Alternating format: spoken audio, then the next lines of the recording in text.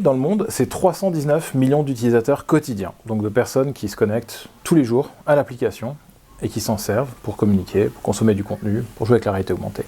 On est une application qui est en pleine croissance, ça fait plusieurs trimestres d'affilée qu'on connaît une croissance de 20% year on year, donc c'est une croissance saine, forte, constante.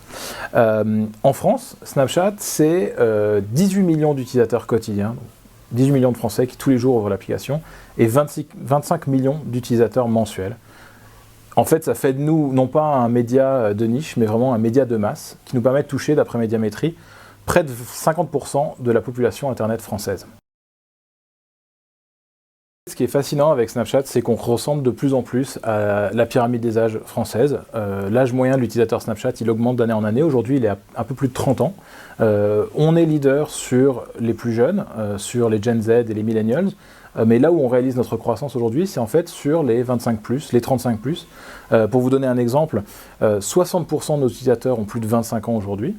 On retrouve par exemple sur Snapchat 15 millions d'utilisateurs âgés 25, qui ont 25 ans ou plus et 10 millions d'utilisateurs qui ont 35 ans ou plus.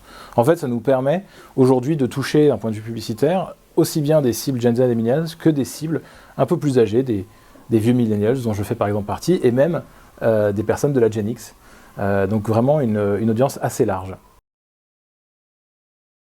Snapchat, c'est une application assez merveilleuse parce qu'elle permet de faire énormément de choses. Le problème, c'est aussi du coup qu'on ne sait pas forcément quels sont ses usages, il y en a tellement. S'il faut revenir à l'essentiel, l'usage au cœur de Snapchat, c'est celui de la communication. Snapchat, c'est avant tout une messagerie. C'est pas tant un réseau social où je consomme le contenu de mes amis, c'est plutôt une plateforme sociale où je communique avec mes amis proches en temps réel en utilisant la photo, la vidéo, le texte.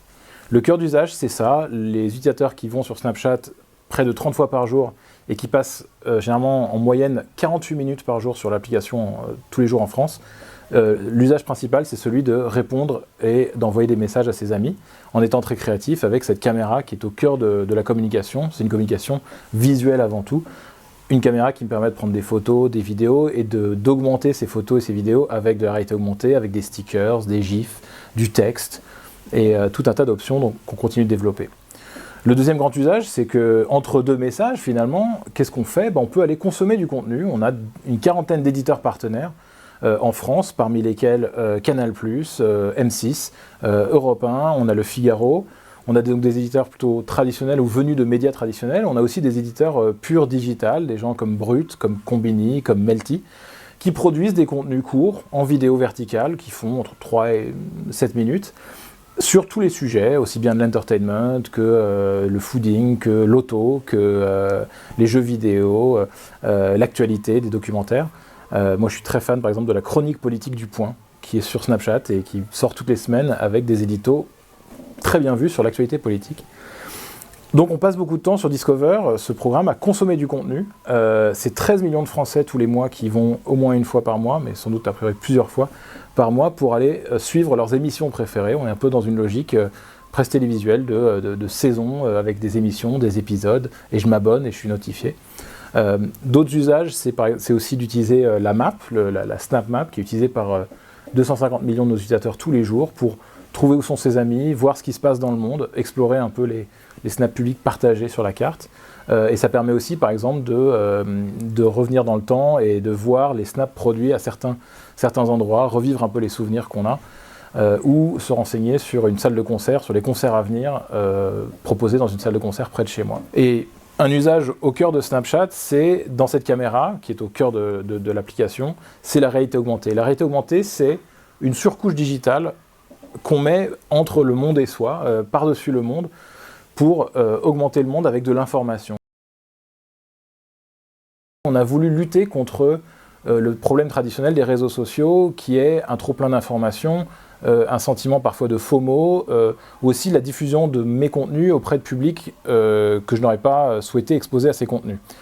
Snapchat s'est construit contre ça. On donne à l'utilisateur le contrôle absolu de la diffusion de ces contenus et de l'utilisation de ces données. Et comment ça s'explique ? Ça veut dire, ça s'incarne en fait dans la publicité par le fait qu'on utilise le moins de data possible pour cibler les utilisateurs, On prévient régulièrement les utilisateurs du fait qu'ils sont en train de partager leurs données personnelles à un instant T dans l'application. On exploite la data mais de manière beaucoup plus limitée et on se force à restreindre au maximum l'usage de la data dans le strict nécessaire pour offrir une bonne expérience de produit et une bonne expérience publicitaire. Sur le métavers, on en revient à la question de la relation entre le monde réel et le monde digital. Il y a une définition du métavers qu'on entend aujourd'hui qui est celle d'une immersion totale, d'une séparation. Je mets un casque, je me sépare du monde, je suis totalement immergé dans un monde virtuel.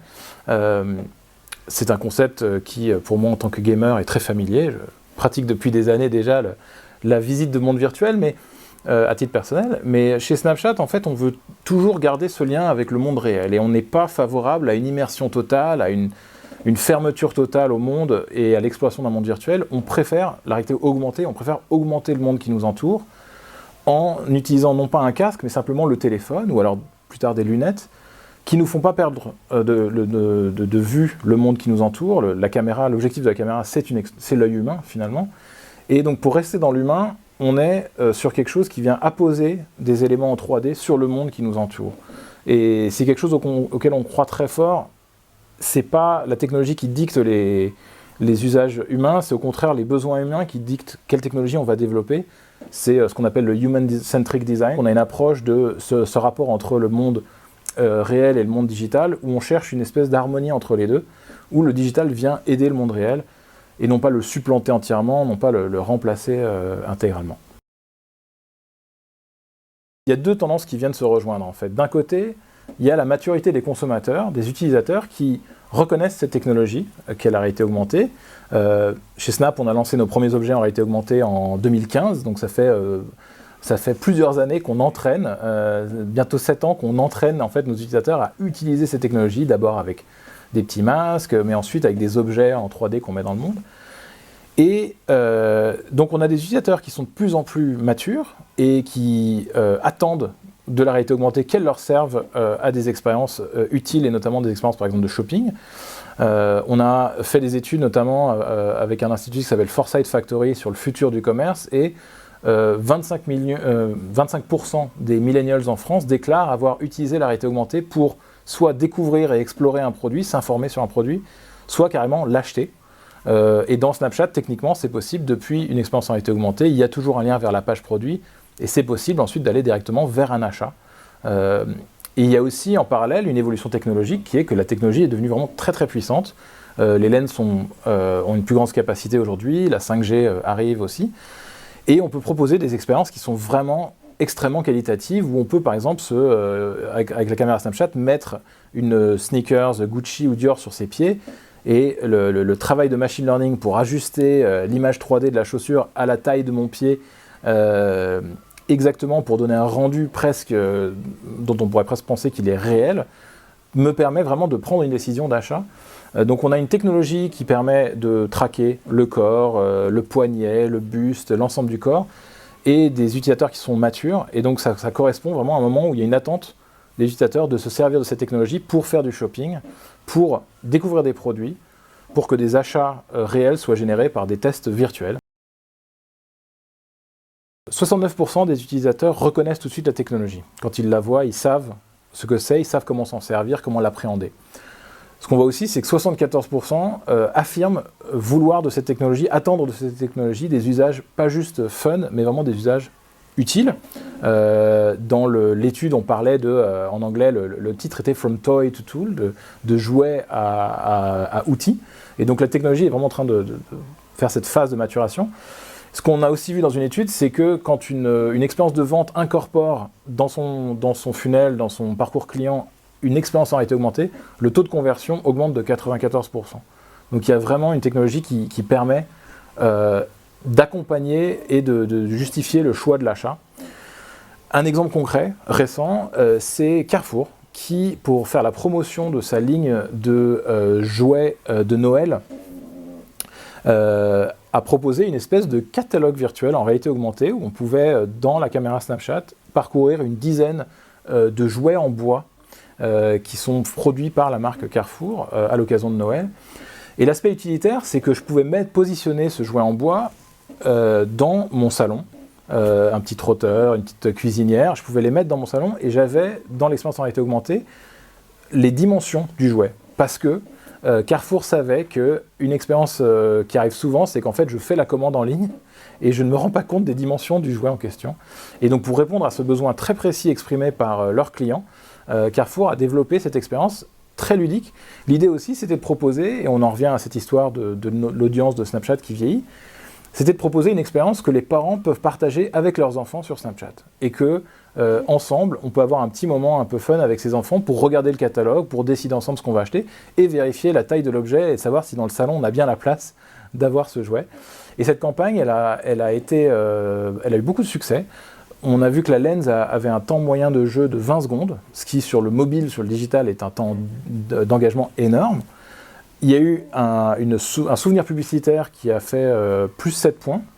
Donc les gens, non seulement en jouant longtemps avec cette expérience, se sont souvenus de cette expérience, se sont souvenus de la marque, et ils ont même pu, côté vente, traquer et constater une augmentation incrémentale des ventes sur cette gamme de jouets par les utilisateurs exposés sur Snapchat.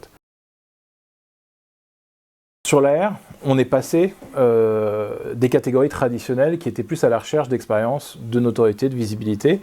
On ne scannait à l'époque que le visage, et donc c'était des expériences de transformation, de déguisement, donc de l'entertainment, où je me transforme en personnage de jeu vidéo, personnage de film. C'était aussi tout ce qui était la beauty, avec des expériences d'AR pour vendre des make-up, des lipsticks, etc. Tous les produits de beautification, puisque je pouvais vraiment tester de manière très fidèle le produit. Et donc ça s'adressait à tous les âges. Aujourd'hui, l'AR permet aussi donc de scanner le monde qui nous entoure. Et en termes d'expérience, ça permet donc de vendre à peu près n'importe quel produit qui s'incarne. Un exemple très fort d'une marque qui est allée chercher un public a priori contre-intuitif sur Snapchat, pour moi, c'est Dacia, qui en fait en est déjà aujourd'hui à sa 3e campagne en réalité augmentée pour faire connaître la sortie d'un nouveau modèle. Ça a commencé avec Sandero, ensuite on a eu Spring, et aujourd'hui c'est Jogger, dont la promotion sur Snapchat est assurée par une lens en réalité augmentée qui permet d'explorer la voiture, d'explorer les features de la voiture, les coloris, etc. C'est un objet publicitaire diffusé auprès des Snapchatters et diffusé auprès des 25-35+, et qui réalise des belles perfs en termes de visibilité auprès d'une audience plutôt plus âgée. Le postulat, c'est de dire, si quelqu'un arrive en concession en ayant déjà fait tout son travail d'enquête, et on sait déjà en concession quel modèle on veut, avec Snapchat, on crée une expérience qui donne vraiment envie et qui me permet vraiment de m'immerser, d'entrer dans l'univers de la voiture et de choisir mon modèle. Et on le voit aussi dans le retail, c'est-à-dire, et au-delà de la réalité augmentée, on voit des annonceurs comme La Redoute, comme Carrefour, ou Orange Bank, dans le banking, qui vont aller chercher du nouveau client pour télécharger de l'application et pour aller chercher donc, des leads supplémentaires, générer des ventes supplémentaires. Donc le public qui compose Snapchat aujourd'hui est beaucoup plus large qu'on ne le croit. Et ce public est rompu à la réalité augmentée. Soit il y joue tout seul, soit c'est quelqu'un d'un peu plus âgé qui joue avec ses enfants. Beaucoup de marques comme McDonald's ou Carrefour créent des expériences qui sont faites pour être utilisées et créer un moment de complicité entre parents et enfants. Et nous, derrière aussi, on plug les flux produits à tout ça, que ce soit des formats display ou que ce soit à la réalité augmentée. Le Graal, ce sera qu'un jour, on pourra générer en réalité augmentée quasi automatiquement, aller chercher la référence produit et le lien vers la page produit pour générer une vente, et d'aller chercher la version 3D de chaque produit, de chaque référence, pour me recommander par exemple quelle basket me correspondrait en fonction du stock, et on se dirige vers ça avec la réalité augmentée. Chez Snap, la hardware, elle suit un peu la mission de Snap qui est d'être ce qu'on appelle une caméra compagnie. Et en fait, avec les Spectacles, on a inventé une nouvelle caméra qui est en forme de lunettes de soleil et qui permet de prendre des photos, des vidéos. Là où ça devient vraiment intéressant, c'est la toute dernière génération, la 4e génération des Spectacles, qui est sortie de manière très limitée cet été, et qui incorpore, en fait, dans le verre des lunettes de soleil, on a un tout petit écran de chaque côté qui permet d'incorporer des éléments de réalité augmentée en temps réel, pas en post-prod, mais vraiment en temps réel. Pendant que je porte les lunettes, je peux, comme je le fais sur Snap, faire défiler les lens et jouer avec une expérience qui me permet, par exemple, d'explorer le cosmos avec les différentes planètes, ou d'être chassé par des zombies, ou de jouer avec un chien virtuel et lui jeter la balle, comme j'ai pu le faire en testant ça la semaine dernière. Cet usage, il a vocation, on pense, à devenir très grand public, mais aujourd'hui, la technologie doit encore faire des progrès en termes de miniaturisation, de capacité de développer des expériences utiles, une killer app en quelque sorte, quelque chose qui justifie le passage à cette nouvelle plateforme. Nous, on pense que c'est l'œuvre c'est encore l'affaire de 5 ou 10 ans. C'est ce que dit notre fondateur, Evan Spiegel, c'est que ça va encore mettre du temps, mais en hardware, contrairement à la software, il faut sortir de la hardware pour progresser, pour améliorer la monétarisation, pour améliorer aussi le prix, puisque si on veut que ça soit un produit grand public, il faut que ça soit un prix accessible. Aujourd'hui, elles sont beaucoup trop chères à produire et à acheter. Mais on voit se diriger, on voit une tendance de fond qui est que le téléphone et les lunettes fusionnent pour devenir une plateforme unique d'utilisation du digital qui soit pas intrusive, qui soit toute naturelle, qui soit aussi dans la forme d'un objet beau qu'on a envie de porter, qui ne nous fait pas passer pour un nerd un peu bizarre. C'est un travail au long cours, on est en plein dedans, et aujourd'hui les retours sur la 4e génération de Spectacles sont très très positifs. On les diffuse auprès de créateurs de réalité augmentée, et eux inventent les usages, eux inventent des nouvelles apps qui utilisent cette techno. On a encore beaucoup de progrès à faire, mais on a une avance et on a surtout une communauté qui sait jouer avec cette réalité augmentée, donc on sait qu'on se dirige vers quelque chose qui va avoir du sens. Un jour, effectivement, ces plateformes vont se retrouver, vont fusionner, mais c'est pas pour tout de suite.